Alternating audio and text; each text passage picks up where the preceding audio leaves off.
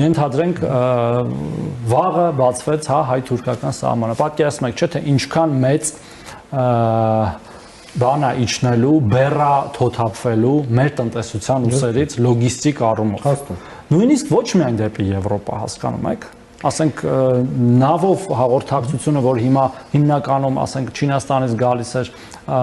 իրանական պորտերով, կարող է արդեն միջերկրածովյան պորտերով, հա, գա հասնի, չգիտեմ, նույն թուրքական կամ հունական պորտեր կամ վրացական իհարկե գալիս էր, բայց շատ ավելի երկար էր նավերը գալիս։ Բոսֆորով անցնելով եւ Նաև ավելին, նույնիսկ մեր հարևան եւ բարեկամ երկրների կողմից արդեն վերաբերմունքն էլ ավելի ուրիշ կլինի, որտեղ դու ուղղակի կախված չես լինի 1 կամ 2 երկրից, եւ սա ակնհայտ է, որ դու կախված ես 3 կամ 4 երկրից ավելի լավ վիճակում ես, քանի որ կախված ես 1 կամ 2 երկրից։ Հա, ու նաև դրա համար էլ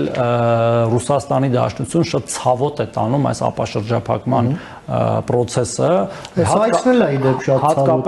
հատկապես երբ իրենք չկան այդ բանակցություններում, այսինքն իրենք ոչ միջնորդ են, ոչ կողմ են, հա, հասկանում եք։ Իհարկե ցավոտ է տանում, ձեր նշած այն մյուս գաստրոլյորը, որը իհարկե ինչքան գիտեմ մուտքը Հայաստան արգելված է, Սալավյովը, որ էլի ապուշ բաներ է այսօր խոսացել, որակումներ տվել բան, թուրք անվանել մեզ, ոնց որ ասենք, չգիտեմ, Իշխան Սաղաթելյանը, եւ այդտեղ էլ